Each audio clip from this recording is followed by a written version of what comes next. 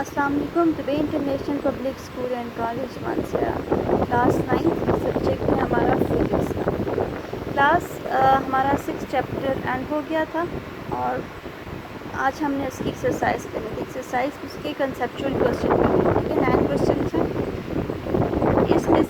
इसमें first question है, can a centripetal force ever do work on an object explain. यानी क्या एक ऑब्जेक्ट पे हम अगर सेंट्रीपिटल फोर्स अप्लाई करें तो वो वर्क करेगी या नहीं करेगी, इस चीज़ को एक्सप्लेन करते हैं, ठीक है। आपके पास नोट्स में भी क्लियर है, ज़ुबानी भी बता दूँ, लेकिन नोट्स में भी आपके पास क्लियर है, फिर किसी को अगर प्रॉब्लम हो सकती है। देखिए, the work by centripetal on object is zero if centripetal centripetal force done no work on an object. यानी सिंपली ये कि ये थोड़ी सी यहाँ पे वर्ड मिसिंग हो गए कि वर्क डन ज़ीरो होगा अगर सेंट्रीपिटल फोर्स अप्लाई होगी। यानी किसी ऑब्जेक्ट पे सेंट्रीपिटल फोर्स की वजह से जो वर्क डन हो रहा है वो ज़ीरो हो जाएगा। क्यों ज़ीरो होगा यहाँ पे देखें, क्योंकि जब वो वर्क डन सर्कुलर पाथ में मूव होगा, क्यों हमें पता है कि सेंट्रीपिटल फोर्स जो है वो सर्कुलर पाथ में मूव कर रही है और ये ऑब्जेक्ट को कंपेल करेगी सर्कुलर पाथ में मूव करने के लिए, और जो क्या होगा, is always perpendicular to the direction of motion of object. तो परपेंडिकुलर होगा, ज़्यादा परपेंडिकुलर हुआ तो वहाँ पे 90 डिग्री आ जाएगी। और मैंने आपको बताया था कि जब cos 90 होगा तो वहाँ पे ज़ीरो वर्क डन आ जाएगा, ठीक है। सेंट्रीपिटल फोर्स क्या हो जाएगी, 90 डिग्री। तो हमारे पास हम प्रूव करते हैं कि वर्क डन जो है एफ एस कास थीटा, और कास थीटा क्या है हमारे पास 90 है। एफ एस कास 90 और 90 हमारे पास कास 90 ज़ीरो होता है, तो यहाँ पे ज़ीरो होने की वजह से सारे का सारा ये ज़ीरो हो जाएगा, ठीक है। तो यहाँ पे ये प्रूफ हो जाता है कि centripetal force do not work on an object. Centripetal force की वजह से ऑब्जेक्ट जो है वो वर्क नहीं करेगा, उसका वर्क डन जो है वो ज़ीरो हो जाएगा। उसके बाद अगला क्वेश्चन है, what happened to kinetic energy of a bullet when it penetrated into sandbag। कहते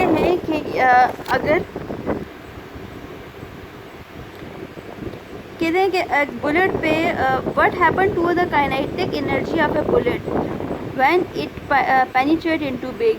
जब देखें जो गन है ये गोली चलती है, ठीक है, वो जब एक रेत का जो बेग है उसके अंदर जब वो जाती है तो उसकी काइनेटिक एनर्जी पे क्या इफ़ेक्ट होता है। तो यहाँ पे क्या है, when a fast moving bullet is penetrating into sand bag. जब वो तेज़ी के साथ सैंड बैग में जाती है तो क्या होता है, the motion of a bullet is opposed by the retarding force of sand. यानी उस पर रिटार्डिंग फोर्स अप्लाई हो रही होती है। Kinetic energy of a bullet is utilize against, यानी रिटार्डिंग मीन कि उसके अगेंस्ट जो है वो फोर्स अप्लाई हो रही है, ठीक है। वो स्पीडली आती है लेकिन उसके अगेंस्ट जो है वो फोर्स अप्लाई हो रही है। Kinetic energy of a bullet is utilize against the work done of retarding force of sand. यानी रिटार्डिंग फोर्स वही आती थी जो अगेंस्ट में आ जाती है। अगेंस्ट में कौन सी होती है, इसको हम फोर्स ऑफ फ्रिक्शन भी कहेंगे, ठीक है। रिटार्डिंग फोर्स ऑफ सैंड क्या आ जाएगी, फोर्स ऑफ फ्रिक्शन, और फिर क्या हो जाएगी, बुलेट स्टॉप हो जाएगी। Work done appear in the form of heat energy, जो हीट एनर्जी के फॉर्म में जो है वो वर्क डन प्रोड्यूस होगा।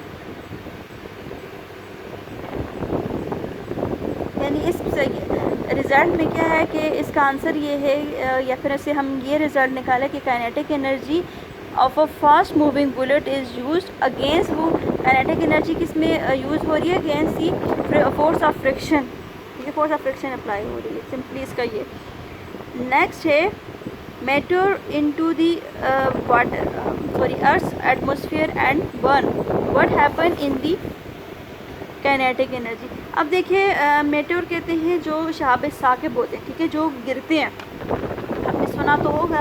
तो शहाब साकिब जब कहते हैं कि अर्थ एटमॉस्फेयर पे इंटर होता है और फिर वो बर्न कर जाते हैं, तो उसकी काइनेटिक एनर्जी क्या होगी, यहाँ पे क्या होगी, यहाँ पे काइनेटिक एनर्जी यहाँ पे कन्वर्जन होगी एनर्जीज की, conversion of kinetic energy of Meteor into heat and light energy. ज़ाहिर है जब वो गिरेगा तो वो हीट प्रोड्यूस करेगा और फिर उसके अलावा लाइट भी प्रोड्यूस करेगा। A metal process kinetic energy during, जब वो ज़ाहिर है मूव करेगा तो वहाँ पे काइनेटिक एनर्जी जो है वो प्रोड्यूस होगी उसमें से। When metal enter into earth atmosphere and burn before it, लेकिन वो ग्राउंड से पहुंचने से पहले ही जब वो क्या हो जाएगा, अर्थ की सॉरी वो बर्न कर जाएगा, उसमें से लाइट प्रोड्यूस होगी, तो वहाँ पे क्या होगा, फ्रिक्शन आ जाएगी किसके दरमियान, फास्ट मूविंग मैटर और, ठीक, अच्छा, इनके दरमियान एक तो आ जाएगी फोर्स ऑफ फ्रिक्शन और दूसरी क्या चीज़ आ जाएगी, air convert kinetic energy of matter transfer into heat and light energy, और वो हीट और लाइट एनर्जी में उसमें ट्रांसफ़र हो जाएगी, क्योंकि वो गिर जाएगा ना आगे और ज़मीन से पहले ही उसके अंदर से रोशनी जो है वो निकलेगी। ये आगे सिंपल ये भी रिज़ल्ट है।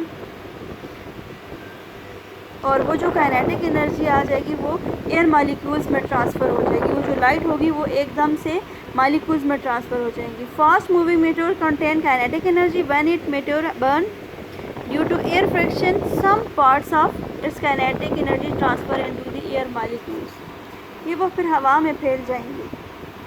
ऐसे ही होता है ना, आपने देखा है कि शहाब साहब अक्सर गिरते हैं लेकिन वो टाइम ऐसा आता है कि वो आपके देखते देखते वो गायब हो जाते हैं। असल में ऐसा होता है कि वो एयर मालिक्यूल्स में काइनेटिक एनर्जी जो आ रही होती है, आपको वो रोशनी भी दिख रही होती है, ठीक है, वो जो हीट या वो रोशनी होती है वो असल में काइनेटिक एनर्जी उस हीट एनर्जी और लाइट एनर्जी में ट्रांसफ़र होती है और फिर वहाँ तक पहुँच के उसकी स्पीड इतनी होती है, वहाँ तक पहुँच के वो एयर मालिक्यूल्स में कन्वर्ट हो जाती है।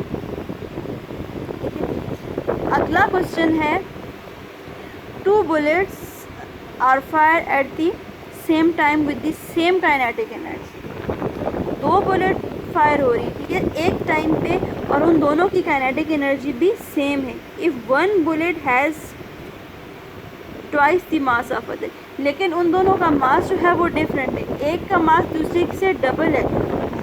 Which has the greater speed and by what factor. देखिए, एक ही टाइम पे 2 बुलेट्स फायर की जा रही है एक ही टाइम पे और एक ही काइनेटिक एनर्जी के साथ, लेकिन डिफरेंस क्या है कि उनमें से एक का मास ज़्यादा है। तो आपने ये बताना है कि उन दोनों में से ग्रेटर स्पीड किसकी आ जाएगी, स्पीड किसकी ज़्यादा होगी, अगर ज़्यादा होगी तो वो किस वजह से, किस फैक्टर की वजह से, which can do most work, और कौन सी बुलेट जो है वो ज़्यादा वर्क करेगी। तो यहाँ पे हम देखते हैं कि कौन सी मूव ज़्यादा करेगी। काइनेटिक एनर्जी क्या होती है, हाफ mv², ठीक है। तो हमारे पास हम सपोज कर लेते हैं कि फर्स्ट बुलेट का जो मास है वो m1 है और वो जिस स्पीड के साथ मूव कर रही है वो v1 है। तो यहाँ पे काइनेटिक एनर्जी क्या आ जाएगी, हाफ m1 v1² आ जाएगा। ये आ जाती है क्वेश्चन नंबर 2। ये बुलेट 1 है। इसी तरह से जब हम सेकंड बुलेट को पे अप्लाई करेंगे यही रूल, तो ये आ जाएगा m2 और जो स्पीड है वो v2 आ जाएगी। तो जब यहाँ पे पुट करेंगे तो काइनेटिक एनर्जी हाफ m2 और v2², ये इक्वेशन नंबर 2 आ जाएगी।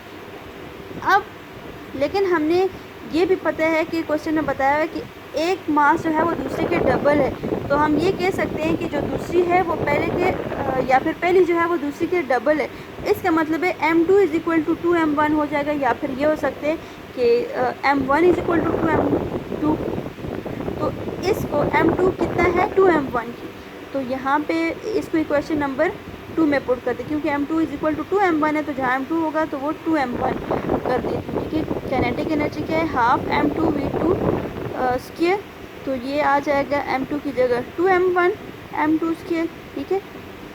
तो बोथ बुलेट और यहाँ पे क्या हो जाएगा, ये 2 कैंसिल और यहाँ पे क्या आ जाएगा m1 v1², और दोनों की काइनेटिक एनर्जी सेम है। काइनेटिक एनर्जी दोनों की हमारे पास सेम आ रही है। तो यहाँ पे अगर पुट, अब देखें ये मेरे पास बन रही है m1 v2², ठीक है, या फिर सिंपल अभी हम इसको कैंसिल नहीं करते, हाफ इंटू 1/2 इंटू 2m1, 2 को आपस में भी कैंसिल नहीं करते, यहाँ पे डायरेक्ट वैल्यूज़ डालते हैं, उसके बाद कैंसिल करेंगे। तो हमें ये भी पता है कि काइनेटिक एनर्जी दोनों की अगर सेम है तो सेम होने की वजह से क्या होगा, इसमें वैल्यूज़ डालेंगे, हाफ m1 v1² और दूसरी तरफ काइनेटिक एनर्जी जो थी ये बुलेट 1 है और ये आ जाती है बुलेट 2, ठीक है। ये हाफ, ये 2m1 इस तरह से आ जाएगा। ओके, तो यहाँ से हमने असल में इसकी स्पीड चेक करनी है। तो ये हमारे पास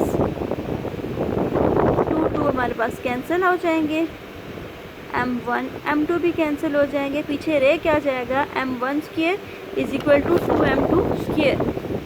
या फिर इसको अंडर रूट अगर ख़त्म करेंगे तो v1 इज इक्वल, इसको ख़त्म करने के लिए क्या करेंगे, स्क्वायर ले लेंगे यहाँ पे, ठीक है, इधर भी स्क्वायर ले लेंगे, 2 बाहर आ जाएगा, या फिर सॉरी बाहर नहीं आएगा बल्कि ये अंडर रूट 2 आ जाएगा, स्क्वायर और अंडर रूट कैंसिल, तो ये रह जाएगा v1 is equal to under root 2 v2 आ जाएगा।